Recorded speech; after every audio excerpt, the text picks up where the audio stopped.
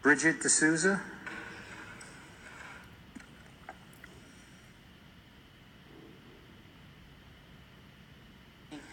I'm here. I was at a PTA meeting. I'm a parent at PS 22 and also at PS 3. I drop both my kids off at public school, so I get a sense of what the mornings are like in downtown and a little bit in Ward F, over by PS 22. In the mornings with the commuting, people coming off 78 near Liberty State Park, going to the waterfront. I drop my daughter off first, and then I drop my son off, and then I pick them up again in the afternoons. And there's a serious traffic issue at PS 22 that needs to be solved, and I suspect it exists at a lot of the schools. It's a complicated issue. I suspect you probably are not familiar with it. I suspect, it's one of those issues where you just have to see it. But we need traffic calming. We need what Candace Osborne was able to do in downtown. We need that near the school and probably elsewhere in that vicinity. Right now it doesn't, so for what I mean traffic calming. So at Halliday and Van Voorst, just to give you a sense of what it's like. If you come up to the school during, do the numbers first. So between 8:30 a.m. and 8:45 a.m. there's drop-off.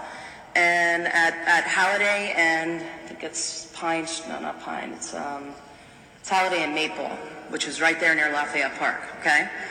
There are 16 buses that drop off 150 kids within that 20-minute period. These children are pre-K and special needs kids, okay?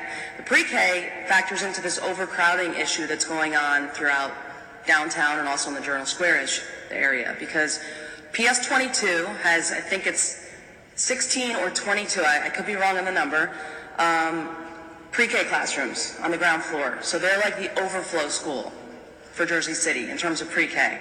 Now we can debate the merits of pre-K being for all or for those who need it. Right now by state law, it's for everyone. So that's just what it is. And that's not going to change until the state changes Abbott.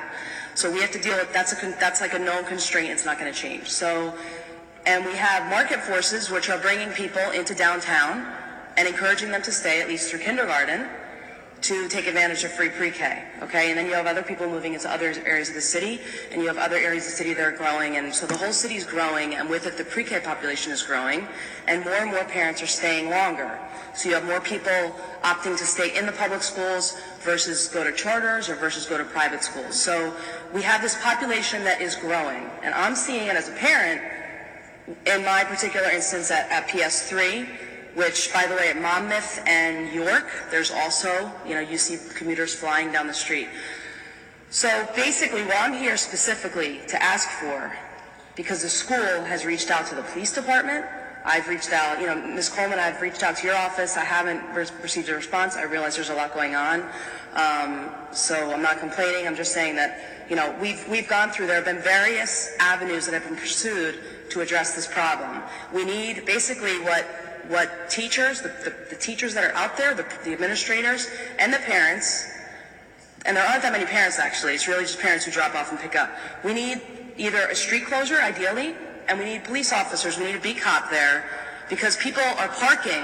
What's happening is, not only just a lot of traffic, but people are stopping in the school bus, the bus lane, and they're prohibiting the buses from pulling in so the buses back up and then block the intersections. And then you have kids in that neighborhood who are trying to cross the streets to get to the school, and it's a traffic and congestion nightmare. And the worst case scenario is that someone's going to get hit by a car, because the other thing is that you have the Halliday, which runs on the back of PS 22, is parallel to Pacific, which gets you down to Communipaw. So. And cars do. They fly by because in the morning people are trying to get to work or they're just trying to get out. So how can the city, because this is really a city issue, the traffic calming, and specifically around the school at drop-off and pick-up times, so in the mornings and the afternoons, we need like collaboration with the police department. I believe the school is going to be mailing you a letter addressing these concerns. You'll get it on the school letterhead and also from the PTA. So this is not, I'm here on behalf of other parents at the school, but it needs to be fixed. It's a problem. And I think the most immediate way to fix it is with a police presence. And I don't know no one knows how to get the police to basically collaborate with us. And then also stop signs to help calm the traffic around there. So we need help. Okay. The school has. The school has been in touch. We just talked about this last night at the PTA meeting, and I said, well, I'm coming here anyway because I wanted to hear about the annex and that whole thing. So I said, I'll mention it. I'll ask about this. My understanding is that they've spoken with the police department, but they can't really get a response. Like basically the administrators have not been able to get sort of what they're asking for, which is either street closure or a police officer there. Street closure, you have to go through Pat Logan or Monty Zucker up in, Linden Avenue. Monty's number, I think, is 4429. Is it, Sean? Is that DPW or? Yes. 547-4429. It's located in the DPW building, but they're traffic engineering. Yeah. Bridget. Councilperson Waterman. The school is in my district, but I have not, and I'm sorry if I have not responded to you, but I did not get a message. No, that's okay. I mean, I'm here now just asking. So I'm always at the school, and it hasn't been mentioned to me. It's not like I'm I know. You know why? It's one of those issues where it kind of comes and goes, and now it's sort of like part of. It's like one of those things where it's just part of the day. And so the teachers just weather it. Everyone just weathers the storm. And and I have changed, last year I dropped my daughter off and I waited with the teachers. So I saw it from beginning to start. I saw all the congestion build up, and then the teachers get totally stressed out because they feel obligated to protect these kids. Can you send me an email?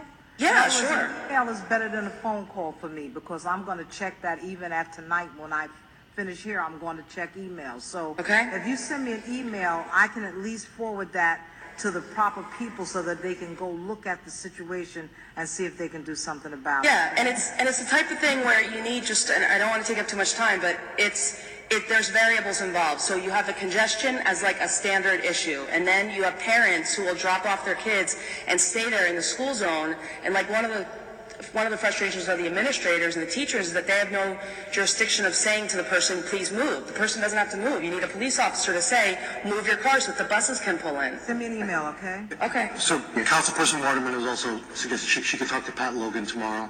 Okay. I think you got our attention. So Okay, we'll thank work you with very much. I appreciate it. Address it. Thank you. Thank you.